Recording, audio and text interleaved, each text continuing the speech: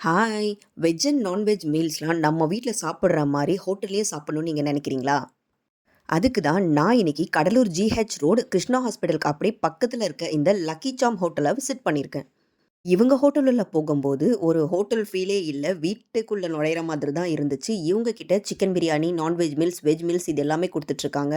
நான் இவங்க கிட்ட ஒரு சிக்கன் பிரியாணி ஆர்டர் பண்ணியிருந்தேன். ₹100 சார்ஜ் பண்றாங்க.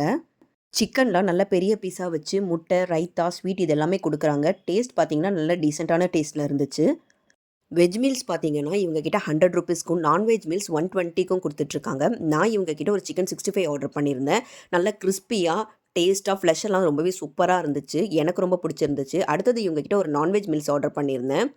கூட்டு, பொரியல், அப்பளம், காரக்குழம்பு, மீன் குழம்பு இந்த மாரி நெறைய இருந்துச்சு. டேஸ்ட்டுமே சூப்பரா இருந்துச்சு. உங்க ஃபேமிலியோட நீங்க ஒரு நல்ல மீல் சாப்பிடணும் அப்டின்னா, கண்டிப்பா இந்த ஸ்பாட்ட ட்ரை பண்ணி பாருங்க.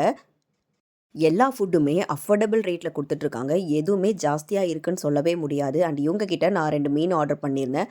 அதுவுமே நல்லா ஸ்பைசியா சூப்பரா இருந்துச்சு. அண்ட் ஃப்ரெஷ்ஷா அப்பவே ஃப்ரை பண்ணி குடுக்குறாங்க. இவங்க ஸ்பெஷல் சிக்கன் அப்படின்னு சொல்லிட்டு ஒண்ணு குடுத்துட்ருக்காங்க. அது இவங்க ஹோட்டலோடைய ஸ்பெஷல் டிஷ்ஷாம்.